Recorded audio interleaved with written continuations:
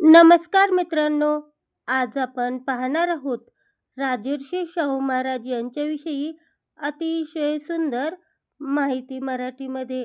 चला तर मग सुरू करूया. राजर्षी शाहू महाराज हे भारतीय समाज सुधारणेच्या इतिहासातील एक देदीप्यमान नाव आहे. कोल्हापूर संस्थानचे छत्रपती म्हणून त्यांनी केवळ राज्यच केले नाही, तर दीनदलितांच्या आणि बहुजन समाजाच्या उद्धारासाठी आपले संपूर्ण आयुष्य वेचले. त्यांना आरक्षणाचे जनक आणि रयतेचा राजा म्हणून ओळखले जाते. शाहू महाराजांचा जन्म 26 जून 1874 रोजी कोल्हापूर जिल्ह्यातील कागल येथील घाटगे घराण्यात झाला. त्यांचे मूळ नाव यशवंतराव होते. त्यांना कोल्हापूरच्या गादीवर दत्तक घेण्यात आले आणि 1894 मध्ये त्यांचा राज्याभिषेक झाला. सत्ता हातात आल्यावर त्यांनी पाहिले की समाजातील एक मोठा वर्ग शिक्षणापासून आणि मानवी हक्कांपासून वंचित आहे. हे चित्र बदलण्यासाठी त्यांनी क्रांतिकारी पावले उचलली. त्यांच्या कार्याचा सर्वात महत्त्वाचा टप्पा म्हणजे 1902 मध्ये त्यांनी जाहीर केलेले आरक्षणाचे धोरण.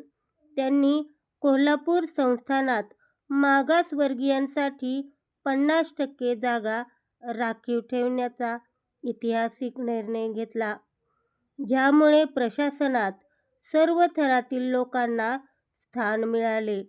शिक्षणाशिवाय प्रगती शक्य नाही हे ओळखून त्यांनी 1917 मध्ये मोफत आणि सक्तीच्या प्राथमिक शिक्षणाचा कायदा केला.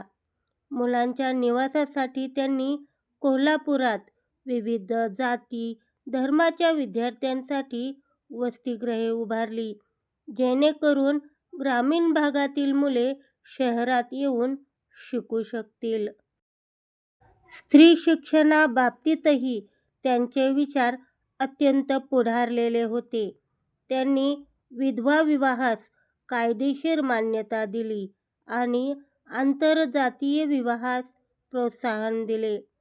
अस्पृश्यता निवारणासाठी त्यांनी केवळ कायदे केले नाहीत, तर स्वतःच्या आचरणातून आदर्श घालून दिला.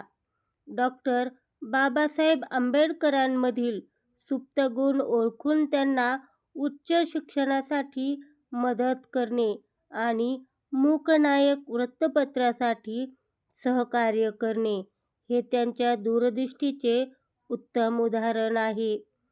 माणगाव येथील परिषदेत त्यांनी आंबेडकरांना दलितांचा नेता म्हणून घोषित केले होते.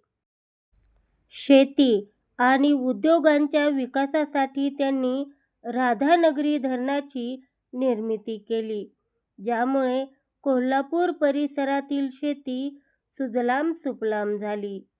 कुस्तीसारख्या लोककलांना राजाश्रय देऊन त्यांनी मल्लांना प्रोत्साहन दिले.